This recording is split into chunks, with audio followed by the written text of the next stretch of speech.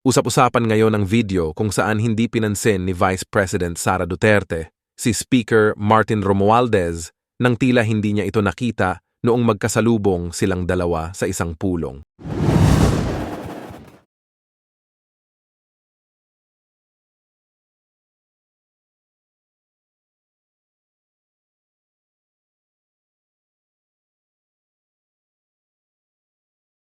Sabi ni Speaker Romualdes, ano ba yung totoo? Talaga ba hindi kayo nagpansinan or ano? Hindi ka kasi sa mga social media. Hindi ko nakita yung nasa social media, hindi ako mag-comment. Na parang sinabi din mo niya naman totoo yun. Wala ako nakita.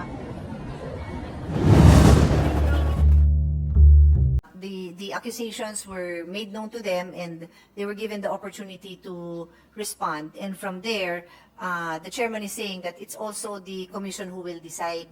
Of course, they should inhibit themselves. That goes without saying. That's the direction that the chairman is going with. Not a separate task force. When I ask him, pwede din ba mag-task force? Pwede din naman. So, but I guess the objective of the Deputy Minority Floor Leader is to have a fact-finding body, whether it's headed by the chair, the other commissioners, or some other body, that will come up with a fair fair findings. Certainly a good sponsor. Of course, the commission will decide, but this representation joins with the advice of the good sponsor na kung pwede namang mag-task force, bakit hindi? Because due process also requires due process both for the persons complained about at yung mga complainants. CHED itself deserves due process bilang isang institusyon. Baka pwede rin pong irekomenda na may preventive suspension ng mga komisyonado na inireklamo habang ongoing yung a form of investigation or fact-finding. Posible po ba yun? Yes, Mr. President, the preventive suspension was already requested from Malacanang. Alright. So, mabuti naman po at salamat para sa impormasyon na iyon. Although I do wonder kung kailangan pang iangat hanggang sa OP, kung wala bang kapangyarihan yung commission itself to request that of their peers. Lalo na kung yung chair ang mag-request o hindi lang request ay oobligahin yung mga investigahan na preventive suspension. My understanding, Mr. President, is the chair can revoke, as His Honor read no, dun sa memo, can revoke their standing as his designee. Yun pwede niyang gawin. Pero yung suspension from that office, since that office was an appointment by Malacanang, then it's also Malacanang who can suspend or permanently remove them from the office. Alright, I understand then. Good sponsor. Okay, I'll accept that. Siguro for dagdag na now. lang natin is the urgency of resolving this kasi Opo. we brought it up during the hearing and that was what, almost Months 2 months ago. ago. So siguro it's high time na ma-resolve na to para people know that it's being acted upon. Salamat, good sponsor. Also for allaying yung medyo konting pagkalito ko na if the commission, through the chair especially, can actually, pending findings of an investigation, revoke the appointment of any commissioner to any governing board of a state college or university, bakit yung lesser action at status ng suspension kailangan pa sa OP? But if that's the way the CHED process goes at yung kanyang ugnayan sa OP sa ngayon, I will accept that for now. Good sponsor, Chair De Vera also mentioned, and the good sponsor also mentioned just earlier that the chair submitted the complaints against the respective commissioners to the Office of the President. Meron po bang mga updates kaugnay nito? Wala pa, no? Wala pa, Mr. President. Alright. May inaasahan bang time frame ang CHED within which posibleng magkomento or tumugon sa pagsumite mula sa OP?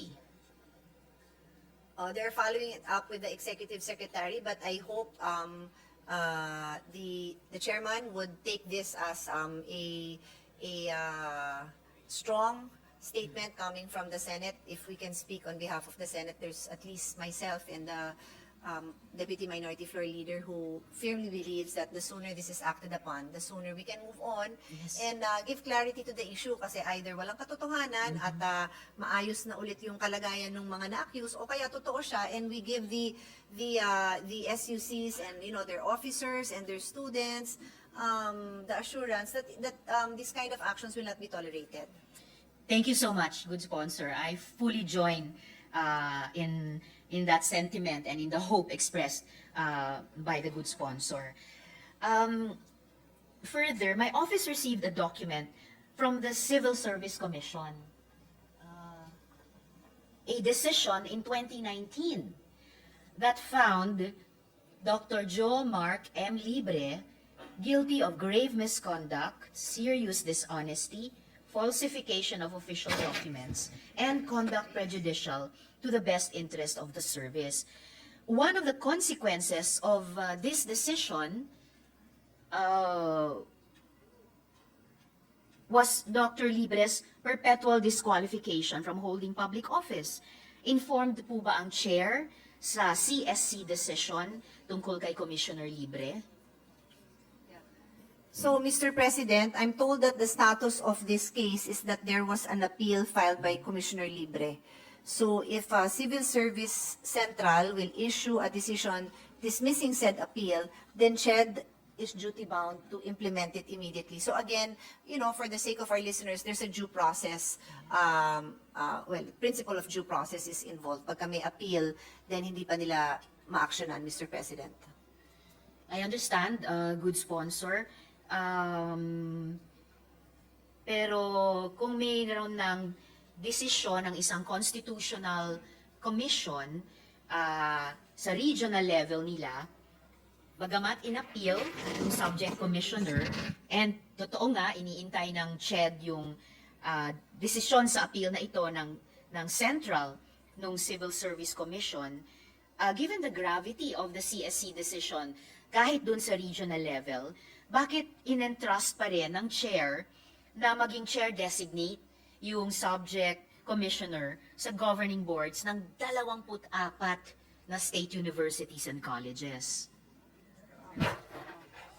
So, Mr. President, the chairman explained that because he's an appointee of the president, nandun pa din yung assumption of good faith na he was complying with his duty. So, hindi rin naman din daw niya tinanggal ang pagka chairman designate dun sa hinahawakan niyang mga SUCs, Mr. President. So I understand, good sponsor, about any commissioner of the CHED, at least being an appointee of the president. Pero siguro naman, hindi lang in terms of human nature, pero in terms of yung pagganap natin ng ating mga responsibilidad bilang mga nagtatrabaho sa gobyerno, ang isang desisyon ng isang commission on Civil Service Commission, kahit sa regional level, hindi pa na-desisyonan ng isang appeal sa central, medyo strains the assumption of good faith, or at least should give us pause. Kahit paano siguro may konting timbang when we are considering adding to the position and the mandate of a subject commissioner. Hindi po kaunti ang 200 state universities and college para maging chair designate sa governing boards nun yung subject commissioner. So I hope the good sponsor will forgive this representation for pushing the point, pero gusto No, ko lang I din support timbang the ito. deputy Salamat minorities po. Good pushing the point. Thank you, Because Ms. I was clarifying the facts so that people who are following this story can also understand. Yung civil service case na final is a different case. Hindi ito tungkol dun sa iniimbestigahan ngayon ng CHED and well, whether it's a task force nga or whatever body on his conduct as a commissioner. The case in the Civil Service Commission is on his actions as a SUC professor. So that's why I really don't mind, and I support the deputy minority leaders pushing the point, because if these are two separate incidents, and take note that the incident, the case before the chairman now is not one incident. It's numerous incidents as chairman, as a commissioner. And then yung isa naman as SUC professor. So we must push the point, because if that is needed for the chairman to also act and do whatever he can on his part, then we will put some pressure on that, Mr. President. Thank you so much, good sponsor. I really appreciate the solidarity, at least in trying to get to the bottom of things. Do right, be fair to all the parties concerned, and overall to uphold the mandate and the reputation of the CHED. And the good sponsor is right. The alleged or the complaints investigated date back to September 2016. This decision of the CSC regional was reached in July, or it was promulgated in July of 2019. And just for my information, when was the commissioner appointed as commissioner of the CHED?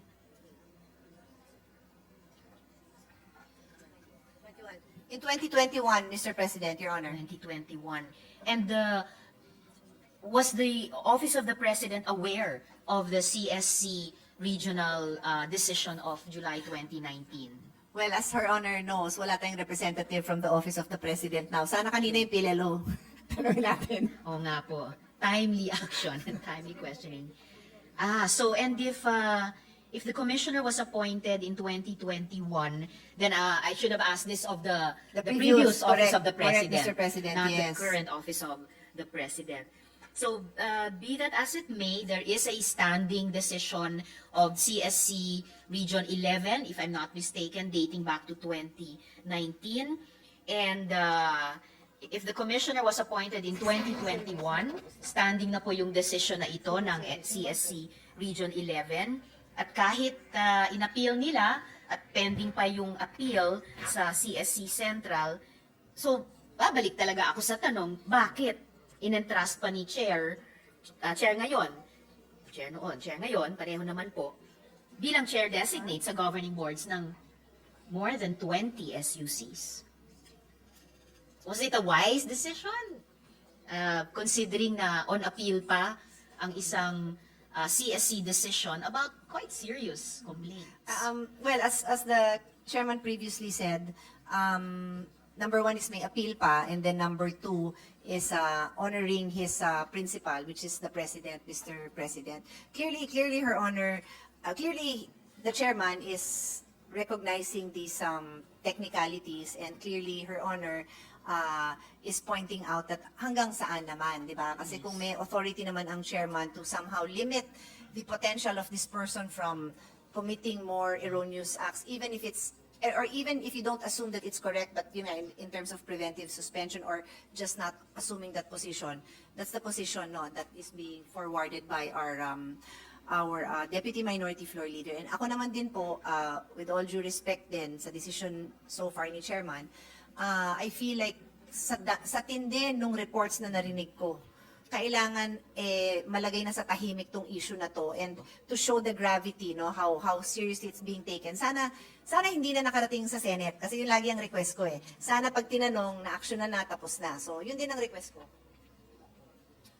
Maraming salamat, good sponsor. And again, I join the good sponsor in that wish na sana sa bawat level natin, Chedman or tayo dito sa Senado. Kumbaga, we exhaust already all remedies given the mandate of each body, whether it's a commission or tayo dito sa Senate, we strive to do the same thing para hindi na kailangan kumbaga i-kick upstairs yung mga bagay na mas dapat pinagtutuunan na natin ng sapat at effective na pansin at our levels. Just a last follow-up question on this topic, good sponsor. Could we find out if the commissioner himself, Commissioner Libre, informed the president of the CSC case? I doubt it. Trick question ho ba yun? Ay, hindi naman po, good sponsor. I understand why the good sponsor answered first in this way, that she doubts it kasi by human nature nga. Pero ano lang, a matter of fact naman po kung in-inform nila. In fairness, I probably would, para to save the, di ba? I mean, some people out of delicadeza will tell their principal na you should know po na baka malagay